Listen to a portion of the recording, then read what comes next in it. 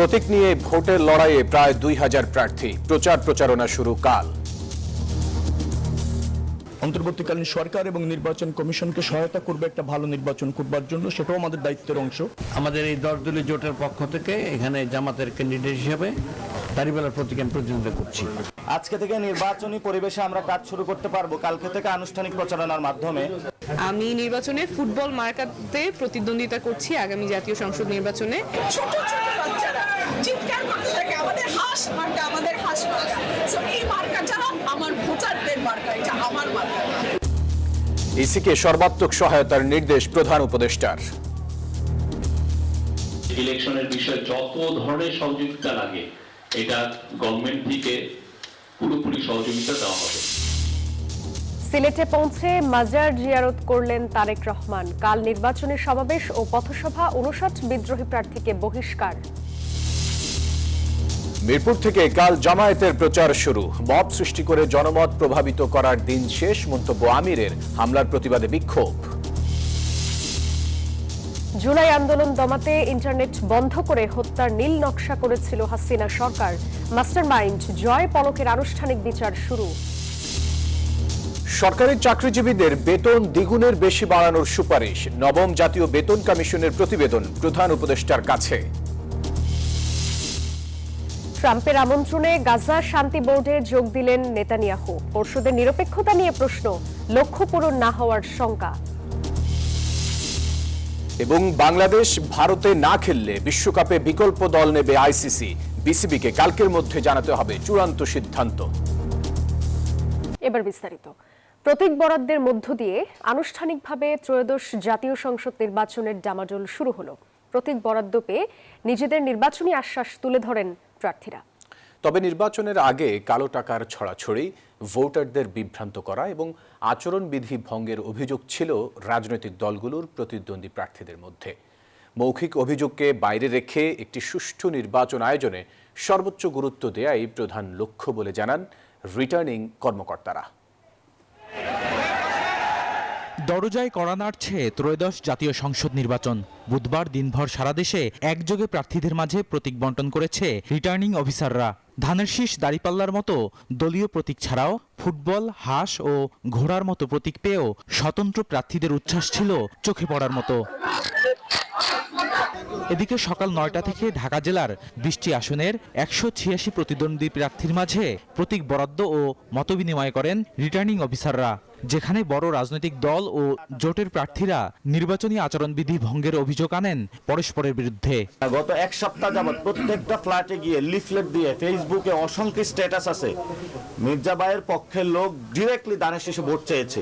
আমরা পরিষ্কারভাবে দেখতে পাচ্ছি সরকার এবং নির্বাচন কমিশন একটা দলের প্রতি ঝুঁকে পড়েছেন। আমরা এমন বিভ্রান্ত তৈরি করতে চাই না যাতে আস্থার সংকট হয়, নির্বাচনটা অনুষ্ঠিত হতে চ্যালেঞ্জ হয়।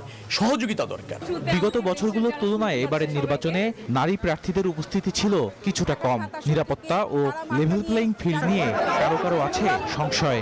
আপনারা জানেন যে জাতীয় পার্টিকে দোসর হিসেবে ট্যাগ দেওয়ার যে অপচেষ্টা বলবো, যে সেটা ভীষণভাবে চলছে এখনো। ভোটাররা ভোটের মধ্য দিয়ে বাংলাদেশকে নতুনভাবে গঠন করার ক্ষেত্রে, জাতীয় পুনর্গঠনের ক্ষেত্রে একটা বিশেষ ভূমিকা রাখবে। প্রতিহিংসার বাইরে যে রাজনীতি, সেই রাজনীতির চর্চাই করে যাচ্ছি। অপরাজনীতি, সেই কালচার আমরা আর চাই না। এবং আমরা চাই এলাকার প্রত্যেকটা নাগরিক যেন সুরক্ষিত থাকে, নিরাপদে থাকে। তবে ঢাকা বিভাগীয় কমিশনার জানান, মৌখিক অভিযোগ করলেও কোনো প্রার্থীর আচরণবিধি লঙ্ঘন নিয়ে লিখিত অভিযোগ নেই কমিশনে। প্রার্থীদের নিরাপত্তাকেই কমিশন সর্বোচ্চ গুরুত্ব দিচ্ছে বলেও মত তার। আচরণবিধিটা যাতে তারা মেনে চলেন সেই বিষয়ে আমরা তাদের প্রতি আহ্বান রাখছি এবং তারা প্রত্যেকেই প্রতিশ্রুতি দিয়েছেন যে তারা আচরণবিধি মেনে চলবে। নির্বাচন কমিশন এবং সরকার আইন শৃঙ্খলা রক্ষার বিষয়ে যেসব পদক্ষেপ গ্রহণ করেছেন সেই বিষয়ে তাদেরকে অবহিত করেছি। তারা আমাদের সহযোগিতার আশ্বাস দিয়েছেন। আমরা আশা করি যে আইন শৃঙ্খলার বিষয়ে বড় ধরনের কোনো আশঙ্কা নেই। এদিকে প্রতীকের বাড়তি আগ্রহ ছিল হেভিওয়েট প্রার্থীদের ঘিরে। নির্বাচনী মাঠে আচরণবিধি প্রয়োগে সমতার অভাবের অভিযোগ তোলেন এসব প্রার্থীরা। এই নির্বাচনী আসলে যদি কোনো দাগ পড়ে, সেই দাগটা কিন্তু বড় দলগুলোকে বাকি সময়টা বয়ে বেড়াতে হবে। নানান জায়গায় প্রতিশ্রুতি, অনুদান, টাকা বিভিন্ন অনুষ্ঠানের নামে কি হচ্ছে, এটা অভিযোগটা আমি যথার্থ মনে করি। বিগত ফ্যাসিবাদ আমলের সমস্ত দুঃশাসনের যে ক্ষত এটি সারিয়ে উঠে একটি মানবিক বাংলাদেশ বিএনপি গঠন করবে। 22 জানুয়ারি থেকে প্রচার প্রচারণায় মাঠে নামবেন 298টি আসনের 1967 জন প্রার্থী। বদরুল আলম শাওন, নিউজ 24, ঢাকা।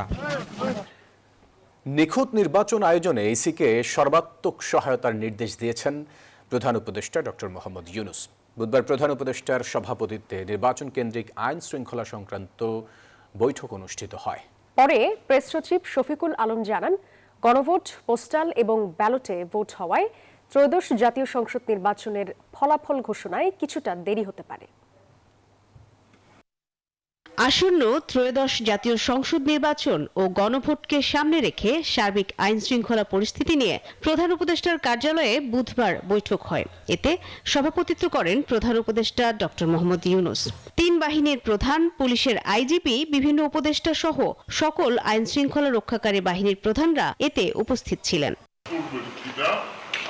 পরে সংবাদ সম্মেলনে প্রেস সচিব শফিকুল আলম জানান, সুষ্ঠু নির্বাচনের জন্য ইসির নির্দেশনা মেনে সবাইকে সমন্বয় করে কাজ করার নির্দেশ দিয়েছেন প্রধান উপদেষ্টা। নির্বাচনের সার্বিক নিরাপত্তা আয়োজন নিয়েও আলোচনা হয় বৈঠকে।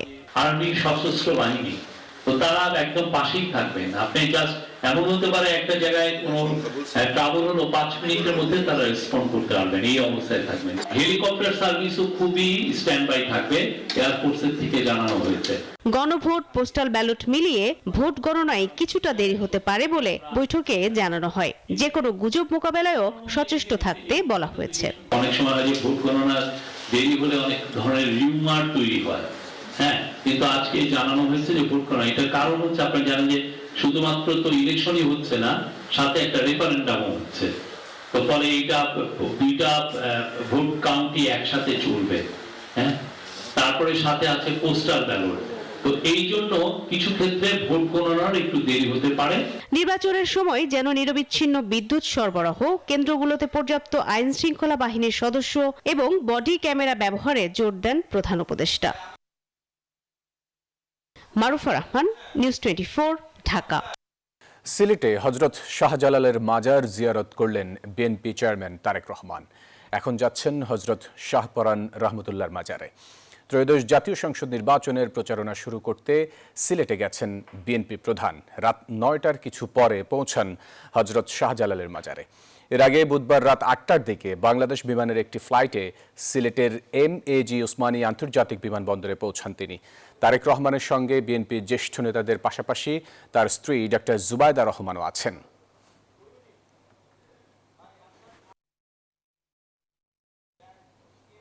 দর্শকের বিষয়ে বিস্তারিত জানাতে আমাদের সাথে যুক্ত হচ্ছেন সিলেট থেকে সহকর্মী সাইফুল ইসলাম। সাইফুল, বিএনপি চেয়ারম্যান তারেক রহমানের সফর সম্পর্কে কি তথ্য আছে আপনার কাছে?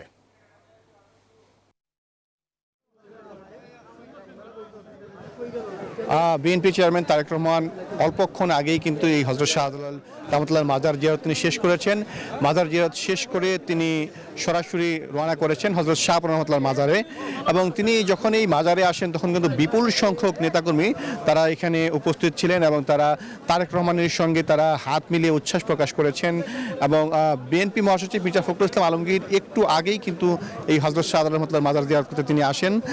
এবং আমরা জানি যে তারেক রহমান আগামীকাল সকালে সিলেট আলিয়া মাদ্রাসা মাঠে তিনি তার যে জনসভা সেখানে তিনি বক্তব্য রাখবেন। সেই জনসভায় তিনি তার দলের যে রূপরেখা এবং আগামী নির্বাচনে বিএনপির যে তার প্রস্তাবনা সেই বিষয়গুলো কিন্তু তিনি সেখানে তুলে ধরবেন এবং জনগণকে ধানের শীষের পক্ষে ভোট দেওয়ার জন্য সেখানে তিনি আহ্বান জানাবেন। এবং সেখান থেকে মূলত আনুষ্ঠানিকভাবে বিএনপি তার নির্বাচনী যে প্রচারণা সেটি তিনি শুরু করবেন। এবং সেই সমাবেশে 3 লাখেরও বেশি মানুষ উপস্থিত থাকবেন বলে জানিয়েছে বিএনপির যারা আয়োজক কমিটি তারা। এবং সেই সমাবেশ শেষে কিন্তু তারেক রহমান আরও বেশ কয়েকটি জনসভায় তিনি বক্তব্য রাখবেন এবং সেই জনসভাগুলোতেও কিন্তু তিনি বিএনপির পক্ষে এবং আগামী দিনে বিএনপির রাষ্ট্র ক্ষমতায় গেলে কীভাবে দেশ পরিচালনা করতে চায় সেই বিষয়গুলো কিন্তু তিনি সেখানে তুলে ধরবেন। সব মিলে যদি বলা চলে তারেক রহমান কিন্তু এই সফরের মধ্যে বেশ কয়েকটি জনসভা বক্তব্য রাখবেন এবং ধানের শীষের পক্ষে তার যে মানুষের প্রতি আবেদন সেটি তিনি সেখানে তুলে ধরবেন। এই ছিল আমার কাছে হযরত শাহজালাল রহমতুল্লাহ মাজারের সামনে থেকে সর্বশেষ। সাইফুল, আপনাকে ধন্যবাদ আমাদের সাথে যুক্ত হওয়ার জন্য। ত্রয়োদশ জাতীয় সংসদ নির্বাচনে বিদ্রোহী প্রার্থী হওয়ায় আরও ৫৯ জনকে দল থেকে বহিষ্কার করেছে বিএনপি। বুধবার রাতে দলটির এক সংবাদ বিজ্ঞপ্তিতে এই তথ্য জানানো হয়েছে। এতে বলা হয়েছে, এই নেতাদের দলের প্রাথমিক পদ সহ সব পর্যায়ের পদ থেকে বহিষ্কার করা হলো। দলীয় নীতি, আদর্শ ও শৃঙ্খলা পরিপন্থী কর্মকাণ্ডে জড়িত থাকায় এই পদক্ষেপ নেওয়ার কথা জানানো হয় ওই বার্তায়। এর আগে দলীয় সিদ্ধান্তের বাইরে গিয়ে প্রার্থী হওয়ায় ১৩ জনকে বিএনপির প্রাথমিক সদস্য পদ সহ সব পর্যায়ের পদবি থেকে বহিষ্কার করা হয়। মব সৃষ্টি করে জনমত প্রভাবিত করার দিন শেষ বলে মন্তব্য করেছেন বাংলাদেশ জামায়াতে ইসলামীর আমির ডাক্তার শফিকুর রহমান। তিনি বলেন, ভোটের মাঠে আগের মতো বিশৃঙ্খলা করলে তরুণ সমাজ ক্ষমা করবে না। মিরপুরে বিএনপির সাথে সংঘর্ষে আহতদের হাসপাতালে দেখতে গিয়ে জামায়াতে আমির এসব কথা বলেন।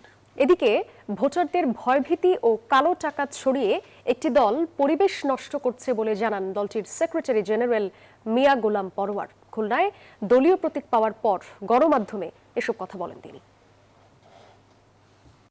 প্রচার শুরুর 2 দিন আগে মিরপুরে জামায়াত বিএনপি সংঘাতের ঘটনায় আলোচনায় এখন ঢাকা 15 আসন। এই আসনে লড়ছেন জামায়াতের আমির ডাক্তার শফিকুর রহমান। প্রতিদ্বন্দ্বিতা করবেন বিএনপির মনোনীত প্রার্থী শরীফুল ইসলাম খান মিল্টন।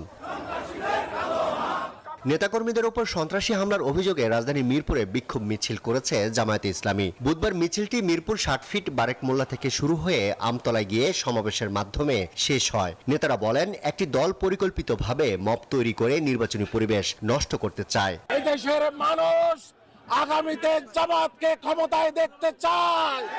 সুতরাং জামাত সকল প্রস্তুতি নিয়েই আগামী ইলেকশন এবং সন্ত্রাসীদের মোকাবেলা করবে ইনশাআল্লাহ। এদিকে মঙ্গলবারের সংঘর্ষের ঘটনায় আহতদের দেখতে শ্যামলীতে হাসপাতালে যান জামায়াতের আমির ডাক্তার শফিকুর রহমান। এ সময় তিনি বলেন, ভোটের মাঠে আগের মতো বিশৃঙ্খলা করলে তরুণ সমাজ ক্ষমা করবে না। অত্যন্ত বেদনাদায়কভাবে বিএনপির লোকেরা হামলা চালায়। কোনো ব্যক্তি বা দলের কোনো ধরনের কোনো এখতিয়ার নাই এই ব্যাপারে কোনো মব সৃষ্টি করার। আমরা এই নোংরা মবের নিন্দা জানাই।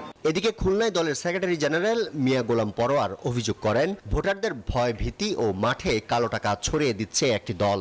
আমার নির্বাচন এলাকার অমুসলিম অর্থাৎ হিন্দু ভোটারের সংখ্যা বিপুল। তারা সন্তুষ্ট হয়ে আছে। তাদের বলা হচ্ছে, অন্য প্রতীকে গেলে তোমার ঠ্যাং ভাঙা হবে, অমুক মিটিংয়ে গেলে তোমার খবর আছে, তুমি যদি দাঁড়িপাল্লায় ভোট দাও তোমার ভোট কিনে যাওয়ার দরকার নাই। এটা আমার কানে আসতেছে। ফলে আমরা সকল প্রার্থীরা যেন অভিযোগ যেটা করি, আমি পক্ষ থেকে নিজের যেন সেই দুর্বলতা না থাকে, এ ব্যাপারে যেন আমরা সিনসিয়ার থাকি। বলেন, সুষ্ঠু নির্বাচন সম্পন্ন হওয়ার লক্ষ্যে সব দলেরই সরকারকে সহযোগিতা করা উচিত। আরিফুল ইসলাম, নিউজ 24, ঢাকা। শেয়ার জালিয়াতির মামলায় জামিন নিয়ে গ্রেপ্তারি পরোয়ানা এড়ালেন ট্রান্সকমের সিইও সিমিন রহমান। আইনজীবীরা বলছেন, ভুয়া সই ও স্ট্যাম্প জালিয়াতি করে পারিবারিক সম্পত্তির শেয়ার আত্মসাৎ করেছেন তিনি। এই ঘটনাকে কর্পোরেট বাংলাদেশে শেয়ার হস্তান্তর ও পারিবারিক বিশ্বাসঘাতকতার উদাহরণ বলছেন আইনজীবীরা। বিস্তারিত রিপোর্ট। বাইরে কোটি মানুষের স্বপ্নের সমান গল্প, আর ভেতরটা জালিয়াতি, চক্রান্ত আর বিশ্বাসঘাতকতায় ভরপুর। পুরো গল্পটাই যেন হার মানাবে যে কোনো ক্রাইম থ্রিলার ভিত্তিক সিনেমাকেও। নিজের ভাই বোনকে পারিবারিক সম্পত্তি থেকে বঞ্চিত করতে পরিকল্পিতভাবে ভুয়া স্বাক্ষর, জাল স্টাম্প ও ভুয়া বোর্ড মিটিং করার অভিযোগ সিমিন রহমানের বিরুদ্ধে। Police bureau of investigation PBI এর তদন্তে উঠে এসেছে, গোপন জালিয়াতির মাধ্যমে সিমিন রহমান ট্রান্সকম গ্রুপের 14,160টি শেয়ার নিজের নামে হস্তান্তর করেন। গত 11 জানুয়ারি আদালতে চার্জশিট দাখিল করে পিবিআই। সেই প্রেক্ষিতে বুধবার এই মামলার শুনানি হয়। উভয় পক্ষের শুনানি শেষে ঢাকা মহানগর হাকিম মোহাম্মদ জুয়েল রানা গ্রেফতারি পরোয়ানা জারি করেন ট্রান্সকম গ্রুপের প্রতিষ্ঠাতা লতিফুর রহমানের কন্যা সিমিন রহমানের বিরুদ্ধে। এখানে দীর্ঘ শুনানি হয়। দীর্ঘ শুনানি হওয়ার পর বিজ্ঞ আদালত যে চার্জশিট এসেছে এটা সত্যতা খুঁজে পায় এবং চার্জশিটটি আজকে গ্রহণ করে যারা আজকে উপস্থিত ছিলেন না তাদের বিরুদ্ধে ওয়ারেন্ট ইস্যু করেন এবং আগামী 2/2/2026 তারিখে ওয়ারেন্ট তামিল বিষয়ে প্রতিবেদনের জন্য রাখেন। অর্থাৎ যারা আজকে উপস্থিত ছিলেন না, সিমিন রহমান, শাহনাজ রহমান সহ অন্য আরেকজন, ওনারা এখন থেকে ওয়ারেন্টভুক্ত আসামি। এই মামলায় সিমিন রহমান একা নন। চার্জশিটে তার সঙ্গে অভিযুক্ত আরো 5 জন। তাদের মধ্যে রয়েছেন ট্রান্সকম গ্রুপের কয়েকজন পরিচালক ও লতিফুর রহমানের স্ত্রী শাহনাজ রহমান। তদন্তে জানা যায় 2020 সালের 13 জুন ঢাকায় একটি বোর্ড মিটিং অনুষ্ঠিত হয়েছে এবং তার প্রমাণ হিসেবে কিছু কাগজপত্র দেখানো হয়। মিটিং এর এজেন্ডায় ছিল শেয়ার হস্তান্তরের অনুমোদন, কিন্তু তদন্তে বেরিয়ে আসে ভয়ঙ্কর তথ্য যে বোর্ড মিটিং দেখানো হয়েছে বাস্তবে তার কোনো অস্তিত্বই ছিল না বলে দাবি বাদী পক্ষের। হাজিরা শিটে যাদের স্বাক্ষর দেখানো হয়েছে তাদের অনেকেই ওই দিন ঢাকায় ছিলেন না। এমনকি হাজিরার তালিকায় লতিফুর রহমানকে ছুটিতে দেখানো হলেও তার শেয়ার হস্তান্তরের অনুমোদন সেখানে যুক্ত করা হয়। সিমিন রহমান উনি শেয়ার ট্রান্সফারের যে ফর্ম 117 সহ শেয়ার ট্রান্সফারের অন্যান্য যে ডকুমেন্টস আছে এইগুলা জালিয়াতি করে উনি হচ্ছে ট্রান্সকম গ্রুপের শেয়ারগুলো উনি ওনার নিজের নামে নিয়ে গিয়েছে এবং পুরো ট্রান্সকম গ্রুপের আপনার কর্তৃত্ব এবং মালিকানা উনি ওনার হাতে নিয়ে নিয়েছে। এই ভুয়া বোর্ড মিটিং এর কাগজ দেখিয়ে লতিফুর রহমানের মালিকানাধীন 23,600 শেয়ারের বড় অংশ 14,160টি শেয়ার নিজের নামে নিয়ে নেন সিমিন রহমান। বাকি শেয়ারের ভাগ দেখানো হয় ভাই ও বোনের নামে, কিন্তু তদন্তে কোম্পানির কাছে ওই দিনের বোর্ড মিটিং এর কোনো নোটিশ, ইমেইল বা রেজলিউশনের কাগজ পাওয়া যায়নি। এমনকি আদালতের নির্দেশেও এসব নথি হাজির করতে ব্যর্থ হয় আসামি পক্ষ। এই জালিয়াতির চিত্র সামনে আসে পরিবারের আরেক সদস্যের অভিযোগে। 2020 সালের 22 ফেব্রুয়ারি লতিফুর রহমানের কন্যা সাজরে হক গুলশান থানায় মামলা করেন। সেই মামলাতেই একে একে উন্মোচিত হয় পারিবারিক বিশ্বাসঘাতকতার এই ভয়াবহ অধ্যায়। আইন বিশেষজ্ঞদের মতে এই মামলা শুধু একটি পারিবারিক সম্পত্তি বিরোধ মামলাই নয়, এটি কর্পোরেট বাংলাদেশের শেয়ার হস্তান্তর ও ক্ষমতার অপব্যবহারের একটি বড় উদাহরণ। তবে বুধবার বিকেলে আদালতে হাজির হয়ে আবেদন করলে জামিন পান সিমিন রহমান সহ 3 জন। রেশাদ হাসান, নিউজ 24, ঢাকা। এবার জেরুসালেম নির্বাচনের পথে।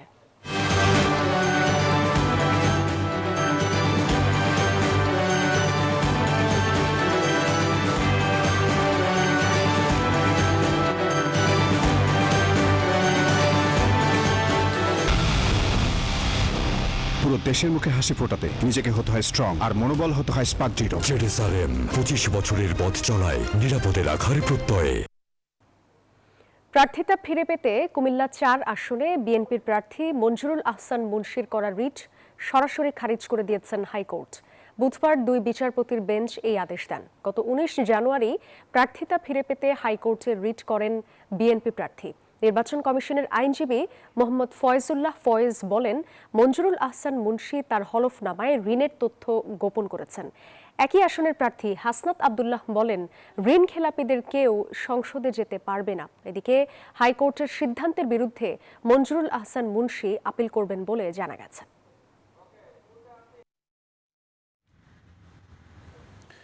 ইন্টারনেট বন্ধ করে জুলাই গণঅভ্যুত্থানে হত্যাযজ্ঞের মামলায় সজীব ওয়াজেদ জয় ও জুনায়েদ আহমেদ পলকের বিচার শুরুর আদেশ দিয়েছেন ট্রাইব্যুনাল। আগামী 18 ফেব্রুয়ারি এই মামলার সূচনা বক্তব্য ও সাক্ষ্য গ্রহণ। এছাড়া র্যাবের টিএফআই সেলে রেখে গুম ও নির্যাতনের মামলায় শেখ হাসিনা সহ র্যাবের সাবেক 17 কর্মকর্তার বিরুদ্ধে সাক্ষ্য দেন ভুক্তভোগী ব্যারিস্টার আরমান। 2024 সালের জুলাই থেকে আগস্ট উত্তাল ছাত্র জনতার আন্দোলনে দমন পীড়ন হত্যাযজ্ঞের পাশাপাশি তা গোপন করতে হঠাৎ ইন্টারনেট সংযোগ ডাউন করে ফেলে ফ্যাসিস্ট সরকার। প্রসিকিউশনের দেয়া তথ্য অনুযায়ী শেখ হাসিনা পুত্র জয়ের নির্দেশেই বন্ধ করা হয় ইন্টারনেট। সাজানো হয় ডেটা সেন্টার পুড়ে যাওয়া, সাবমেরিন কেবল ক্ষতিগ্রস্তের নাটক। ইন্টারনেট বন্ধ করে মূলত মারণাস্ত্র ব্যবহারে উস্কানি ও প্ররোচনার কথাও উঠে আসে প্রসিকিউশনের তথ্যে। ইন্টারনেট বন্ধ করে দেয়া হয় যাতে হত্যাযজ্ঞের চিত্র দেশ বিদেশে ছড়িয়ে না পড়ে। কেড়ে নেওয়া হয় মত প্রকাশের সুযোগ। এটিকে মানবতা বিরোধী অপরাধ হিসেবে দেখছে প্রসিকিউশন। সজীব ওয়াজেদ জয় ও জুনায়েদ আহমেদ পলকের বিরুদ্ধে আনা হয় হত্যার উস্কানি, প্ররোচনা ও সহায়তার অভিযোগ। বুধবার 3 অভিযোগে তাদের বিরুদ্ধে বিচার শুরুর আদেশ দিয়েছেন আন্তর্জাতিক অপরাধ ট্রাইব্যুনাল। অভিযোগ অস্বীকার করে নিজেকে নির্দোষ দাবি করেন জুনায়েদ আহমেদ পলক। হত্যাকাণ্ড বা যে অপরাধ সংগঠনের ব্যাপারে ওনার যে অভিযোগ এসেছে সেই অভিযোগ একদমই মিথ্যা এবং সম্পূর্ণভাবে উনি নির্দোষ। বিজ্ঞ আদালত চার্জ গঠন করেছে, আমরা তাহলে প্রমাণ করার চেষ্টা করব তার বিরুদ্ধে যে চার্জটা আনয়ন করা হয়েছে এটা গ্রহণযোগ্য না, বিশ্বাসযোগ্য না। আগামী 18 ফেব্রুয়ারি সূচনা বক্তব্য ও সাক্ষ্য গ্রহণ অনুষ্ঠিত হবে।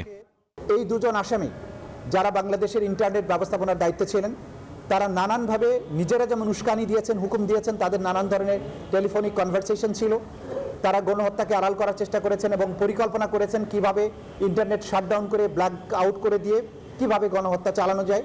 সেই দায়ে তাদের বিরুদ্ধে অভিযোগ গঠিত হয়েছে। তাদের বিরুদ্ধে প্রথম সাক্ষী উপস্থাপনের মধ্য দিয়ে এই বিচার প্রক্রিয়াটাও একটি পরিণতি পাবে। এদিকে র্যাবের গোপন বন্দিশালা টিএফআই সেলে রেখে নির্যাতন ও গুমের মামলায় সাবেক প্রধানমন্ত্রী শেখ হাসিনা সহ সাবেক 17 র্যাব কর্মকর্তার বিরুদ্ধে সাক্ষ্য দিয়েছেন ভুক্তভোগী ব্যারিস্টার আরমান। এর আগে এ মামলায় সূচনা বক্তব্য দেন চিফ প্রসিকিউটর। সূচনা বক্তব্যের মাধ্যমে চিফ প্রসিকিউটর এই মামলার পটভূমি, এই মামলার বিচারের পদ্ধতি, সাক্ষ্য প্রমাণ এবং গুমের যে ভয়াবহতা সেই বিষয়টি আদালতে উপস্থাপন করেছেন। মাহমুদ হাসান, নিউজ 24, ঢাকা। সরকারি চাকরিজীবীদের সর্বনিম্ন বেতন 20,000 টাকা এবং সর্বোচ্চ বেতন 1,60,000 টাকার সুপারিশ করেছে নবম জাতীয় বেতন কমিশন। বুধবার সাবেক অর্থ সচিব জাকির আহমেদ খানের নেতৃত্বে গঠিত 23 সদস্যের কমিশন রাষ্ট্রীয় অতিথি ভবন যমুনায় প্রধান উপদেষ্টার কাছে সুপারিশ সহ প্রতিবেদন জমা দিয়েছে। নির্ধারিত সময়ের 3 সপ্তাহ আগেই এই প্রতিবেদন দেয়া হলো। এতে দেখা গেছে সর্বোচ্চ এবং সর্বনিম্ন দুই ক্ষেত্রেই বেতন দ্বিগুণেরও বেশি বাড়ানোর সুপারিশ করেছে কমিশন। সরকারি কর্মচারীদের জন্য বেতন স্কেল রয়েছে 20টি।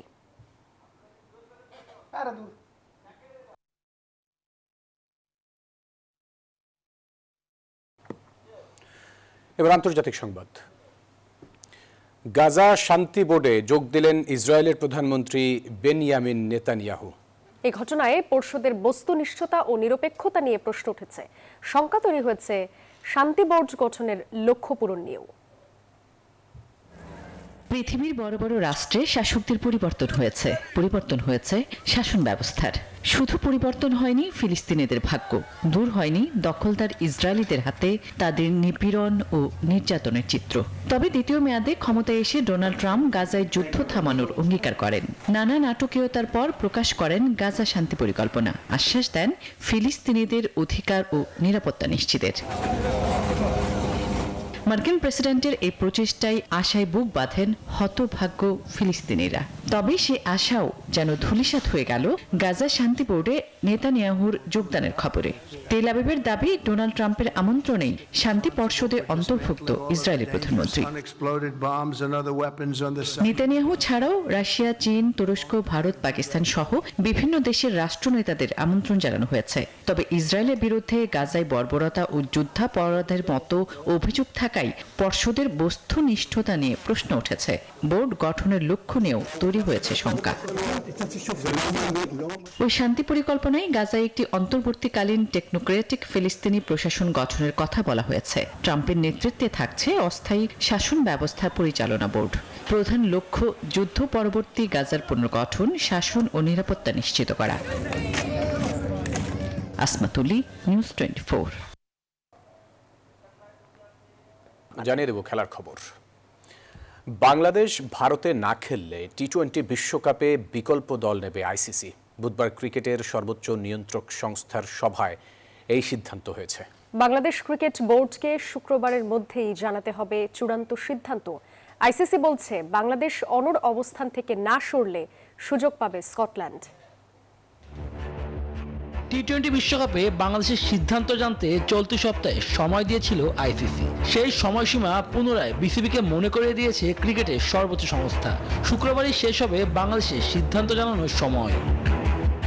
গত কয়েক সপ্তাহ ধরে আইসিসি বিসিবির সাথে টেকসই এবং গঠনমূলক সংলাপ হয়েছে, যার স্পষ্ট লক্ষ্য হলো টুর্নামেন্টে বাংলাদেশের অংশগ্রহণ নিশ্চিত করা। এই সময়কালে আইসিসি স্বাধীনভাবে সবকিছু পর্যবেক্ষণ করেছে। নিরাপত্তা পরিকল্পনা এবং আয়োজক কর্তৃপক্ষের কাছ থেকে আনুষ্ঠানিক আশ্বাস সহ বিস্তারিত বিষয়ে আলোচনা করেছে। সিদ্ধান্তে পৌঁছেছে যে ভারতে বাংলাদেশ দলের নিরাপত্তা বা সুরক্ষার জন্য কোনো হুমকি নেই। আইসিসির সভাতে বিসিবিকে চেপে ধরে অন্য বোর্ডগুলো। তাদের দাবি ছিল ঘরোয়া টুর্নামেন্টে কোনো ক্রিকেটারকে বাদ দিতেই পারে সে দেশ, সেটি কেন জাতীয় পর্যায়ে যাবে? এদিকে ভারতীয় ক্রিকেট ভিত্তিক ওয়েবসাইটগুলোতে প্রকাশ পেয়েছে শেষ পর্যন্ত বাংলাদেশ না গেলে তারা স্কটল্যান্ডকে বেছে নেবে।